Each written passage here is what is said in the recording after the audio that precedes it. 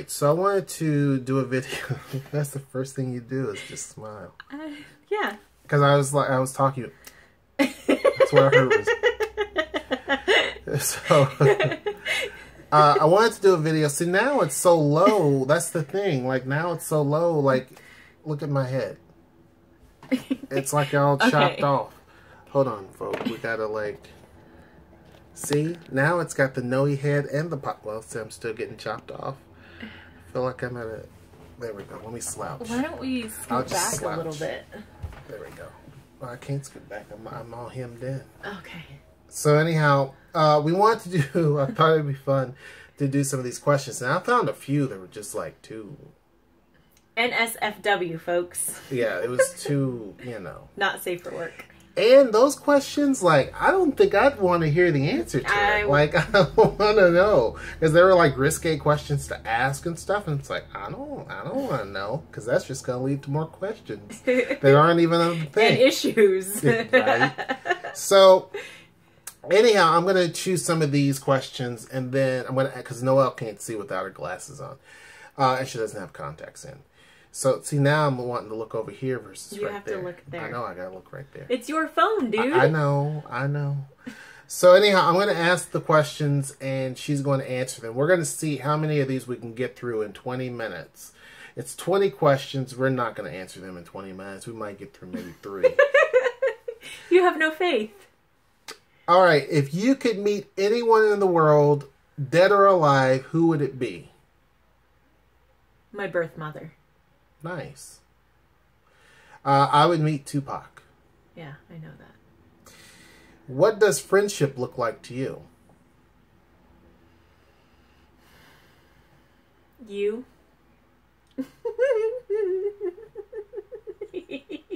You can't give an answer like that. Okay.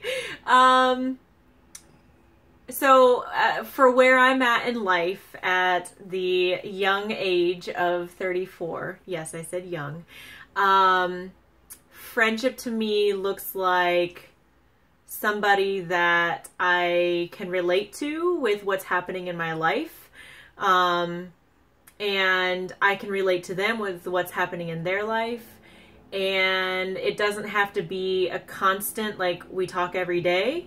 But I know that you're there if I ever need you, and you know that I'm there if I ever need you. So something that doesn't require everyday maintenance, but knowing that I've got that support when I need it and when I want it. That's good. What about you? Yeah, I mean, I don't know. I think that friendship means a couple of different, similar to that. But I think it means someone who you can really rely on, that can also rely on you, that, that has your back and that you have their back and that type of thing. So that's kind of what I see friendship as. It doesn't have to be major things. It could be something small like, hey, I need some sugar. Do you have any? Or I'm like, I don't know. I'm just throwing Lend me some sugar. I am your neighbor. Sorry, outcast. And one of the questions is, do you consider yourself a good friend? Not as good as I could be. That's a good answer, because her and I have had this conversation before, so that's good. I don't know. I think I would have to probably copy your answer and say probably not as good as I could be. I'm the type, and I did one of these, the 3-strike rule video. I'm the type that if you burn a bridge with me, then I'm kind of done with you, right? So, I don't know. Like, some people may say it's a little too harsh. Like, maybe I throw the fire out there too quick and burn it down myself. Like, if someone burns the bridge, I'll finish burning the rest of it. I don't know. A little bit. I don't know. I think, some people say I'm a little bit lethal with it. But at the same time, don't start no stuff, won't be none. So, for me, I spent so much of my life before my 30s being a friend to everyone else, but I wasn't a friend to myself. And so now I'm at a point in life where I guess I'm more selfish and I'm much more protective of my time and of my relationships. And so I am not I will be everything to everyone. I am everything to a few people, and I am some things to some people, I guess, if that's a good way of explaining it. But I just spent so much of my life like catering to the needs of others and not listening to who I really was and what I really wanted.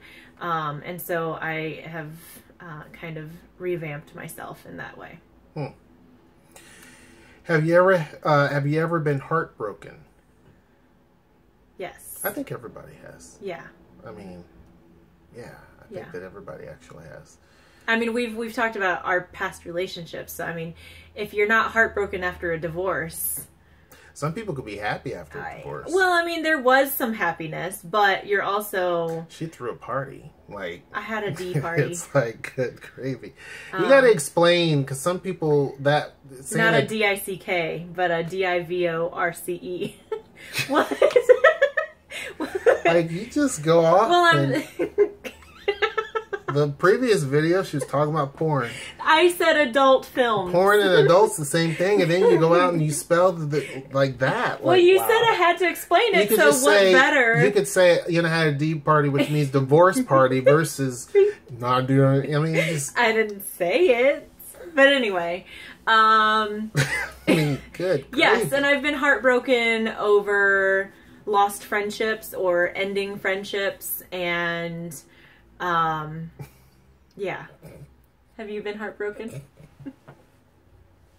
You never know what Noe's gonna say. It's the beauty of me, folks. Yes, I have. I have been heartbroken a few times, absolutely. And when my cat ran away. I've also broken a few hearts. I don't know that I've broken any hearts. Yeah, you have. Have I? I'm sure you have. Probably. Would you rather be rich or famous? Famous for what? I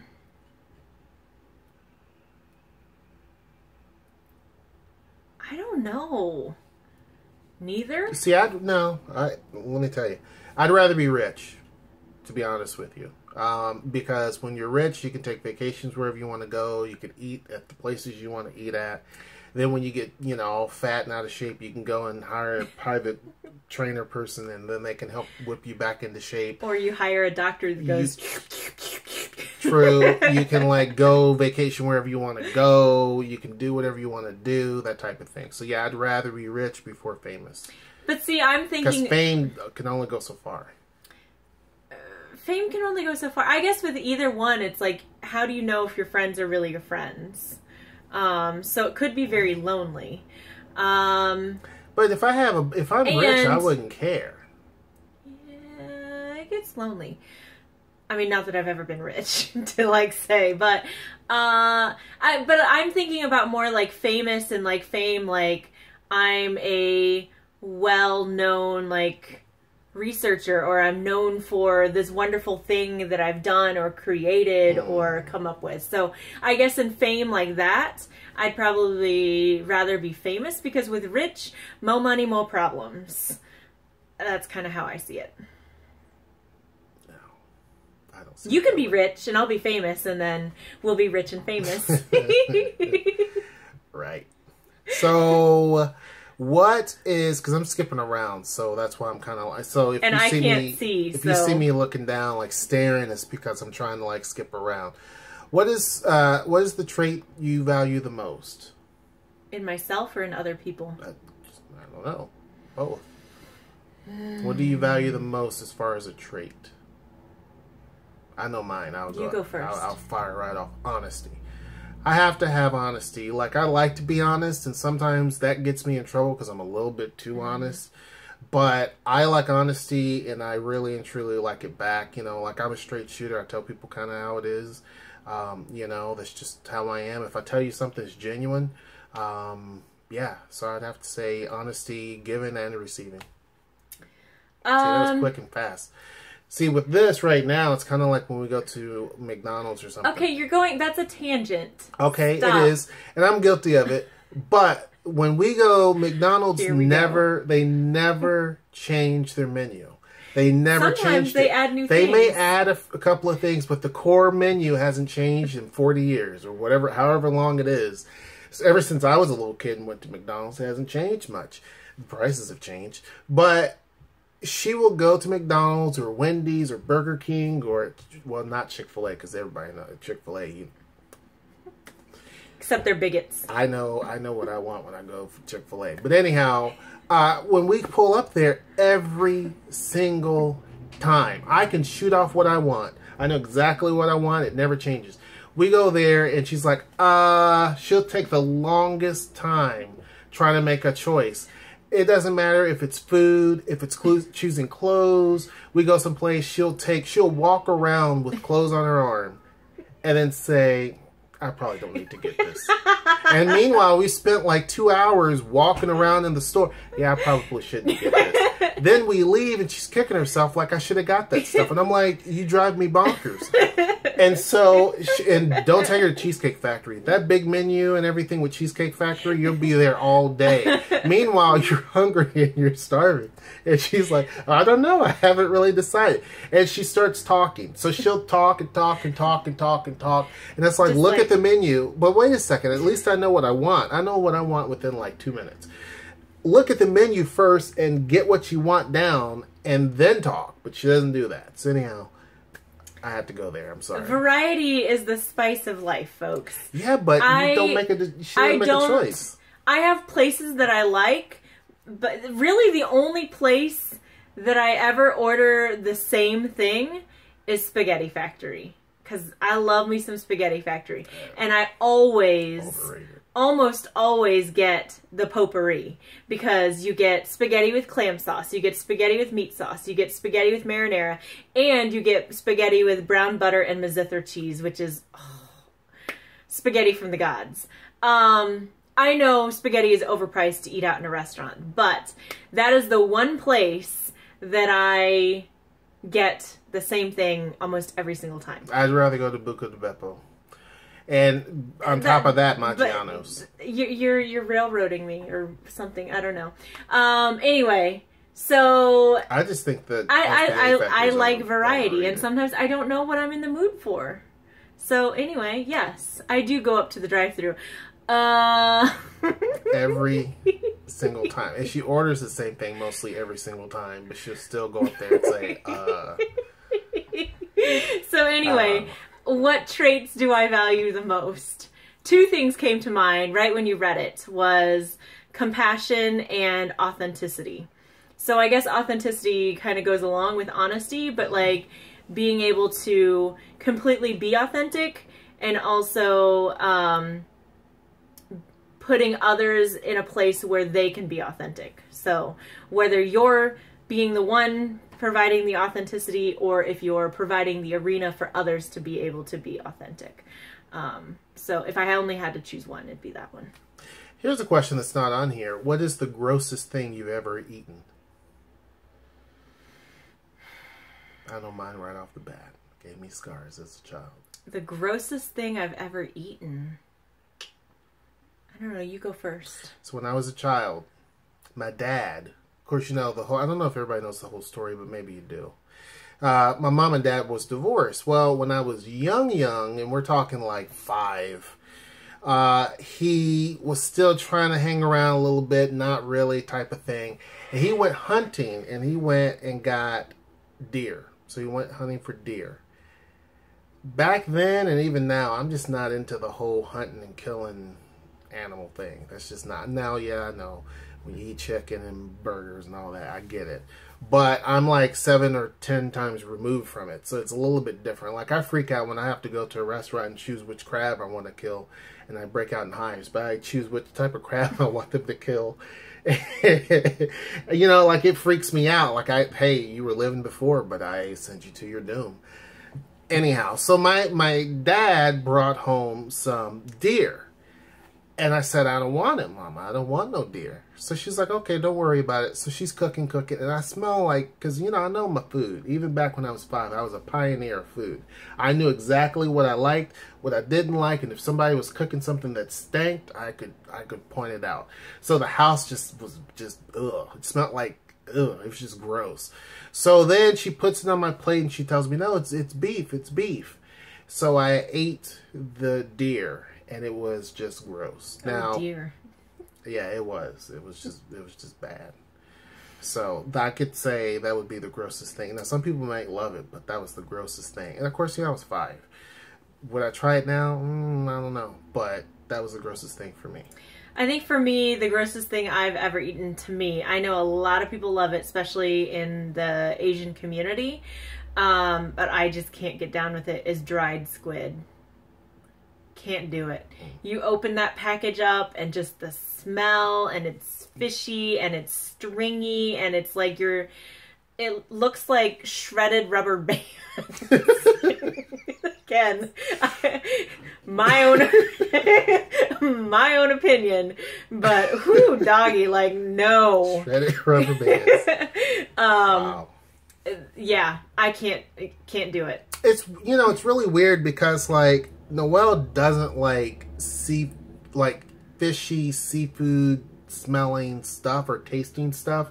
Like, I love the smell of the ocean. She's Korean, and like, typically with Korean people, I don't know if she didn't, she wasn't raised there and stuff, but like, she doesn't like if there's fish that you cook in general, it has to be prepared a certain way, or she has to like load it down with like seasonings. Like, it's to the point it's no longer fish. It's just you're eating seasonings. So, seasoning. So, seasons. Yeah, seasons. At that point, it's like I'm tasting everything. So she doesn't like, if there's like kimchi that's got like the fish stuff, she doesn't like that. She doesn't like seaweed, which I can deal with seaweed. I will eat it in seaweed soup. I don't like sushi because I don't like the seaweed. I don't like the flavor of it. I just don't. I mean, I know what I don't like. I like most things, but I just can't get down with that. I will eat seaweed soup, with like the tofu and stuff. So I have eaten that. I don't like tofu. She doesn't like tofu. I don't like tofu really, but I'll eat the seaweed soup. But yeah, I don't like super fishy fish. Like, if a recipe calls for like the dried sardines and stuff, I'm like, okay, well, this is not going to be the recipe to a T because I'm not using that. Yeah. Anyway. Final question, because, this is not 20 questions. But there's no way. There's no way. I don't know how many questions this is, but final question, what makes you feel most loved?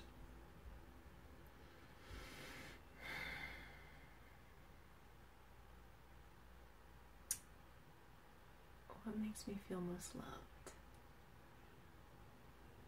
I mean, automatically my mind and my heart goes to the girls and you, and like, just like when we're like vibing as a family, and like things are just gelling and cool, and we're having a great conversation, or life is just like, if you could pause in that moment and bottle it up, it's like, wow, my life is so full. Like, those are the moments. Yeah. So, I forgot the question now. What makes me feel most loved is when Noelle gives me a little special attention. Anyhow. Wow. Until next time. That's how he ends the video. I'll see you. Take care. Bye, guys.